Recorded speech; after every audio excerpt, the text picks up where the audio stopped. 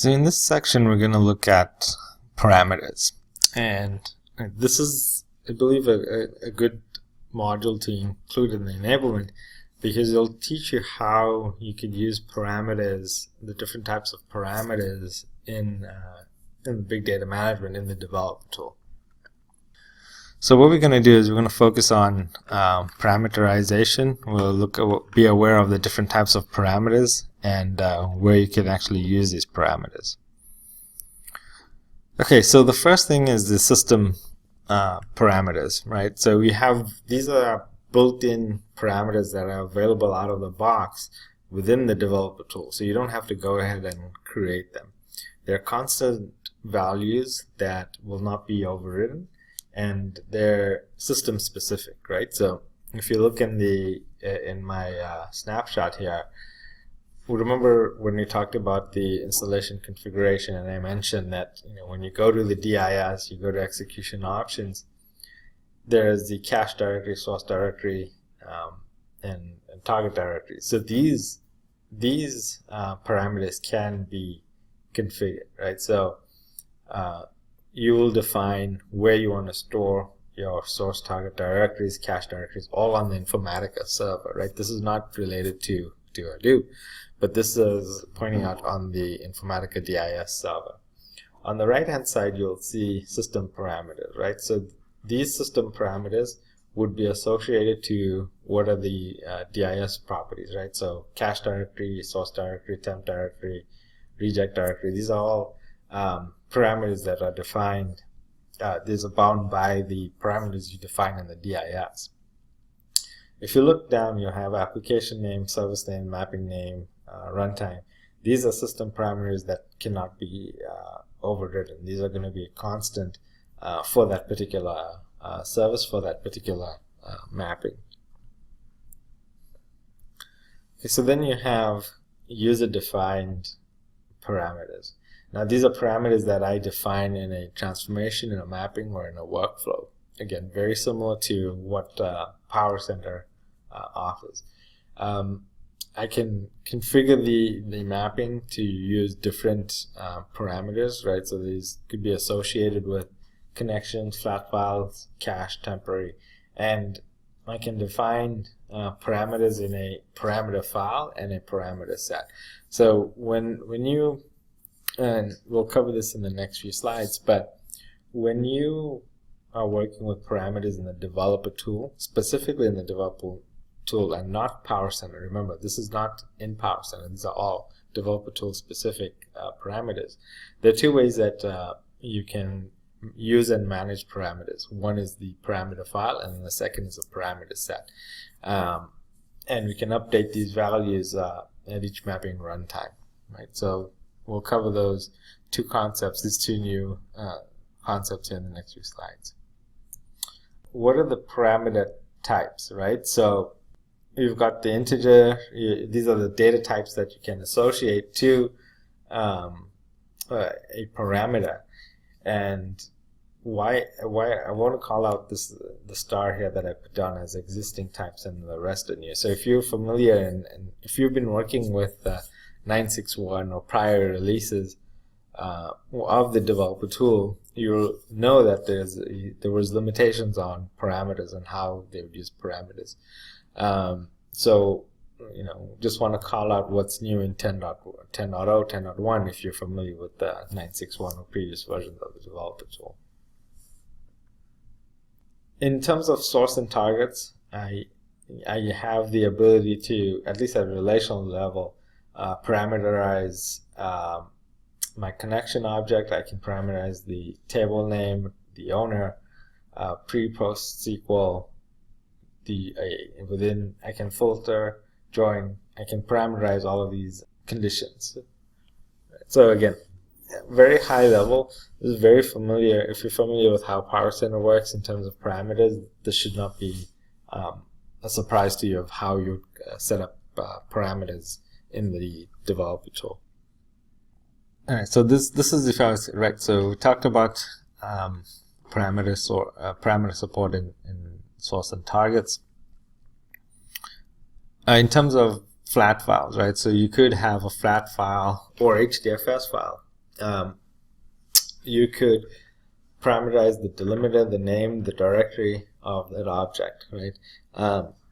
And you can, and then again, this is very handy because at least when you're loading data, reading data to HDFS, your directory would change, right? So if you've got a multi-tenant Hadoop cluster where you have dev, QA, stage type of scenario, or if you're working on different projects, your file directory, file name can change.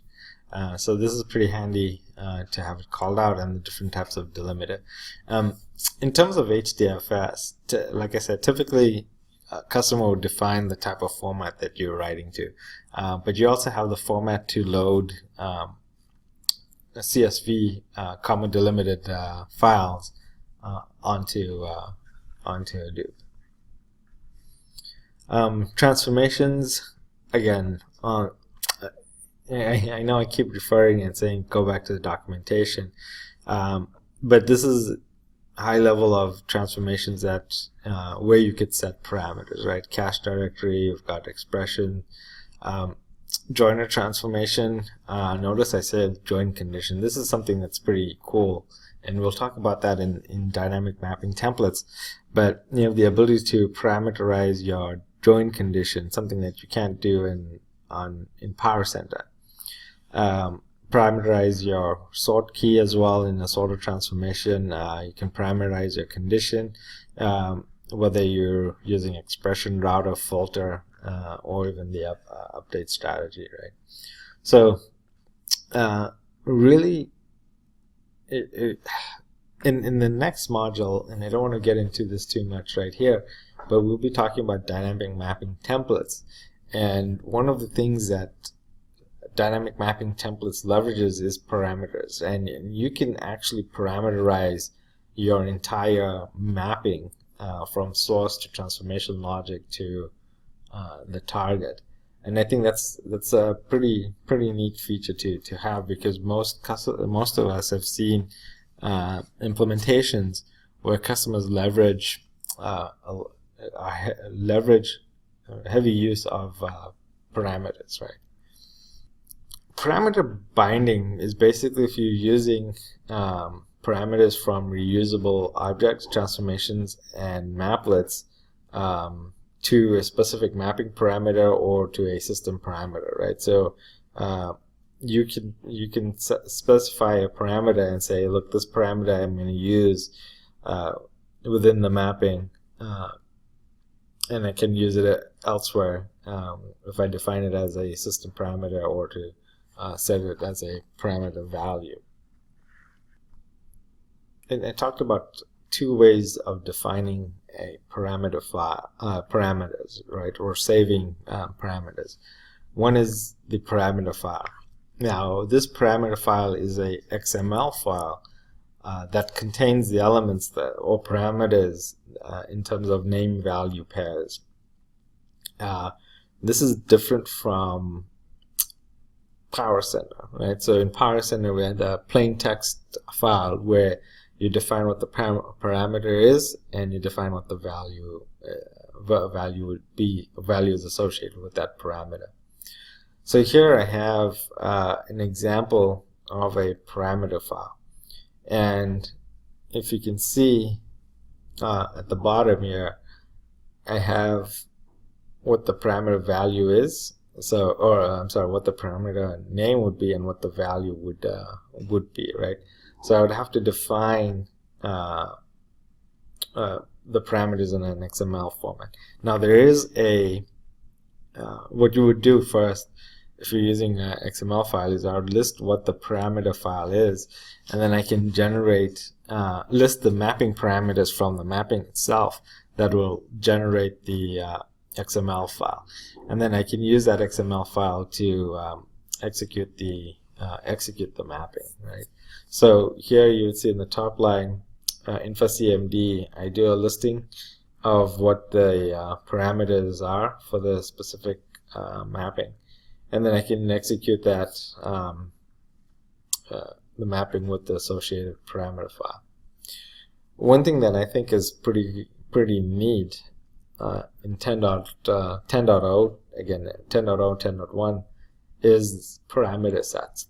Now, if you're familiar with the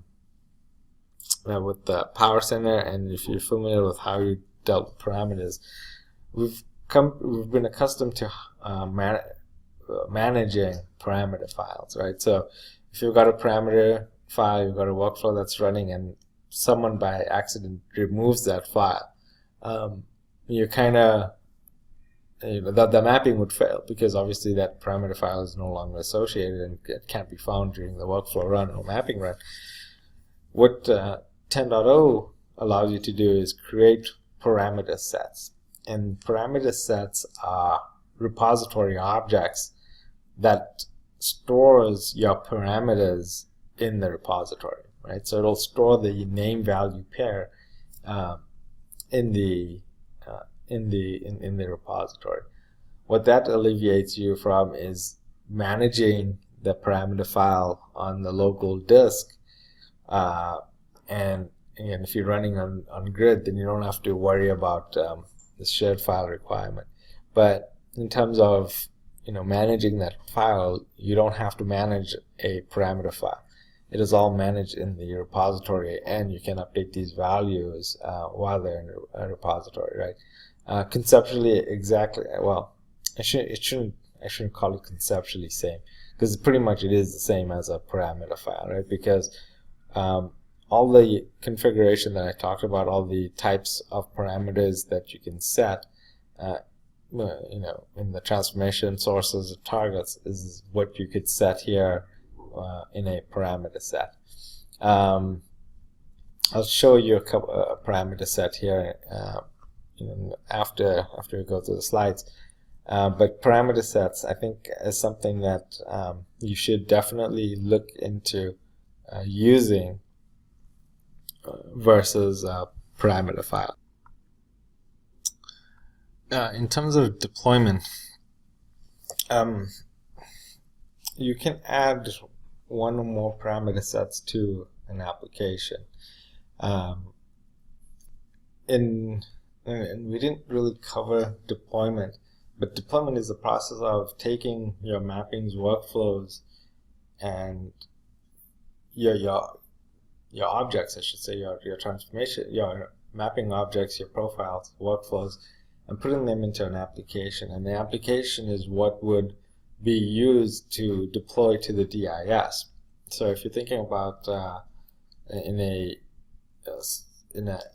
SDLC type of environment, right, going from dev to QA to prod, what you would do is you package your application with objects for the particular project that you're working on. And like I said, these would be mappings, profiles, workflows, and parameters, and you would deploy this to the DIS, and then you can also migrate these from one environment to another. But in terms of parameters, you have to deploy or add your parameters to an application. Otherwise, the mappings, again, just as you would like a workflow, the mappings would not know where the parameter set is. This is just a few commands that you could run from the CLI against the parameter set, right? So you can list your parameter sets within an application. You can list specific parameters. You can add, update, delete entries within the parameter set. At the bottom here, I have an example of how you would run a mapping with the parameter set. Again, so this is nothing different. You're using infacmd, using the MS flag, run mapping, your domain, username, password, your DIS, the application name, the mapping name, and the -ps is to leverage to use a parameter set. Or if you're using a parameter file, you would use -pf, specifying the directory where that parameter file is located, and then the parameter file name.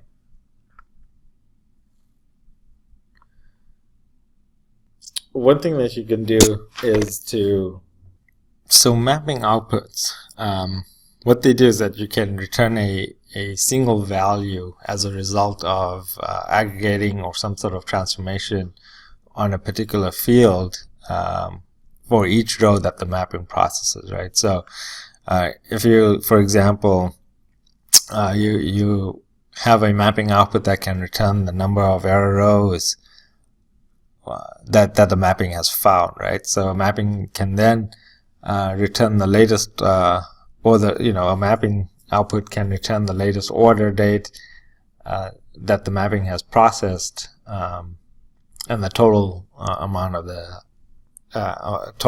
the orders.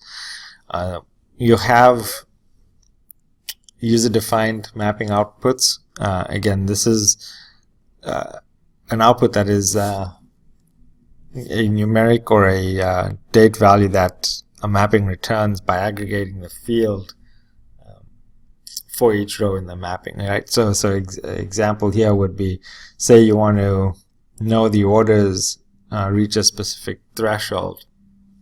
So what you can do is you can configure a mapping to return the total order amount that the mapping has processed, and then you define like an output called the total order amount, and configure the mapping to summarize the order amount field for each of this row, and then to that you define a port name to aggregate in the aggregate transformation.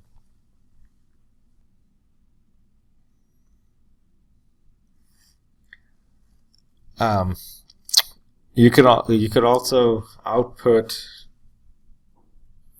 have a mapping output for a system defined variables, right? So if you want to track the number of sources, number of targets, number of error rows, you could do that as well.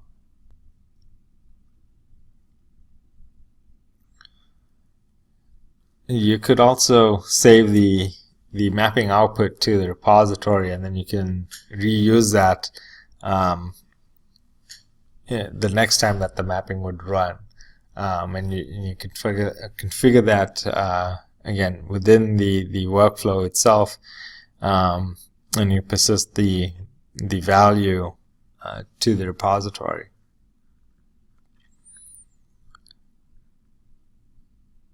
Again, this is where I would combine the workflow variables, right? And then I have the ability to bind the workflow variables and pass the value to other tasks within that particular workflow, right? Not other workflows in the application, but within the workflows itself. If you look at mapping tasks and parameter set, right? So in my workflow, I would define obviously what my mapping is, and I would associate it to a parameter set that I'm working on, or parameter file.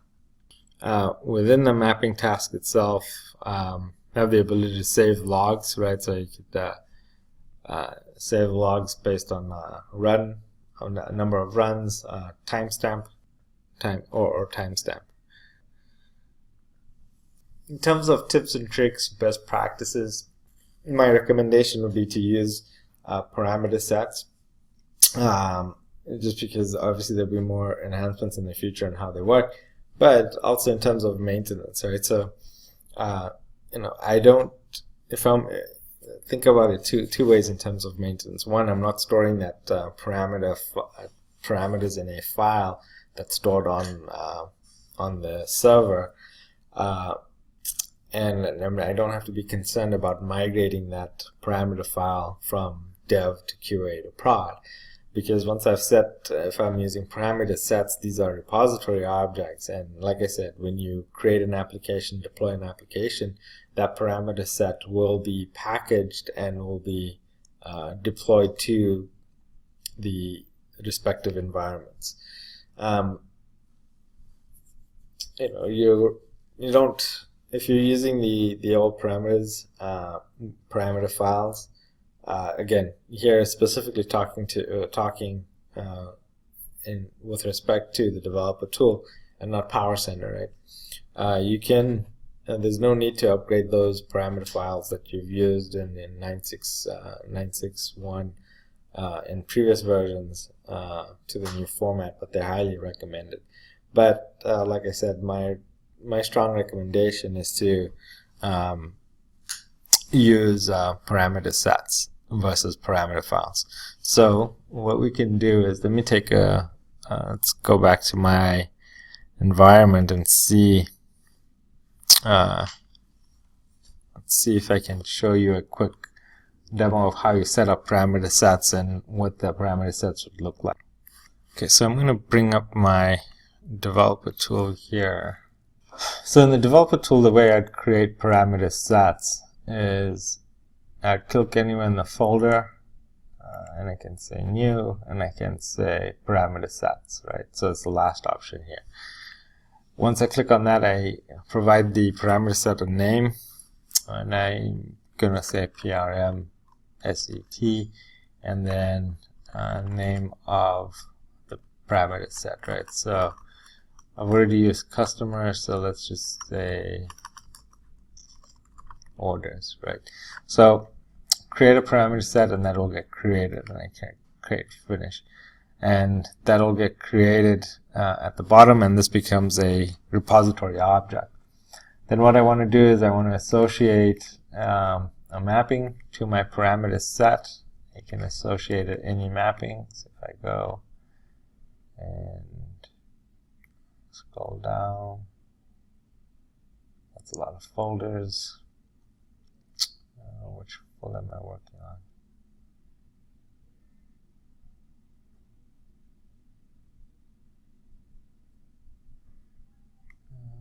I can't remember which folder I'm working on. Oh, there we go. So if I look at the project that I'm working on, I can select my mapping. I'm going to say select all. What that means is I'm going to select all the parameters that have been defined in that mapping to be used in the parameter set, or I can, select only a few parameters that I need. But that wouldn't make sense. You'd want to use all the parameters that you're associated with, right? So what that does is that it creates the name value pair, right? So the name of my parameter, and here's the value. So now what I would do is I would change the value of that, because these are default values that I set within the mapping. So I'd go set them to what the true value is, and then I'll set the different data types, so types of parameters that it is associated with, right? And then I can save that.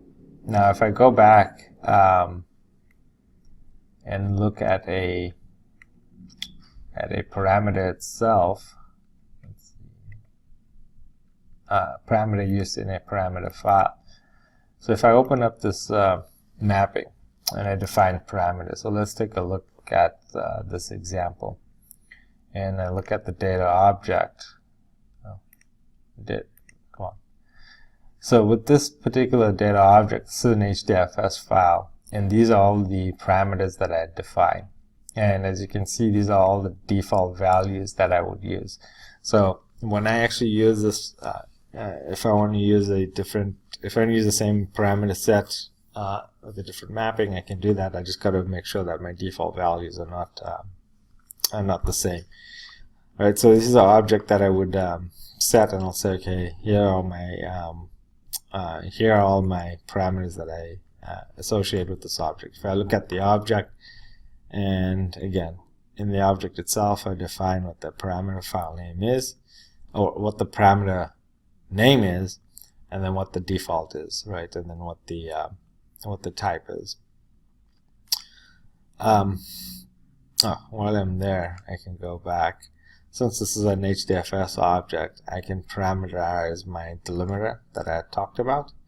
And if I scroll down, here's my parameters that I've defined for my source directory and my target directory. I can also, this is a parameter, this should be a parameter because this is an HDFS object. So I can parameterize that. I can parameterize my join condition. So if I look at my joiner, I can set a parameter, browse and look at the, so here I can say, okay, this is what my default value is, but at runtime, I can select what the join condition would be. And then I could set, this is my router. If I look at the groups, I've parameterized my groups. And if I look at what the values would be, nope, wrong, drop down. If I assign an existing parameter and look at my conditions that I define, so this is a very basic condition, right? So I say not is null and whatever the port is, but I could actually edit, if I edit this, and I can actually write a much more complex condition, right? So I could have decodes, ifs, if statements that I define here. So I can pretty much parameterize a complex transformation logic. And again, parameterize objects in the expression, and then I can parameterize my the target object itself, right? So I can do that. At the top level, we'll see all the parameters that I've associated with the mapping itself. All right, so this was a very quick overview of parameter files, parameter sets, and how you would use parameter sets within the context of a mapping. Where, like I said, just like you could do with Power Center, you could do with the developer tool, is you could parameterize your entire mapping, and obviously you can update these values that you store in your parameter sets. In the next module, we'll be talking about dynamic mapping templates, and you'll see how dynamic mapping templates leverages parameters for that particular feature. Okay, so to wrap up, you should understand how parameters work. Beware of all the types of parameters that you can provide within a mapping itself.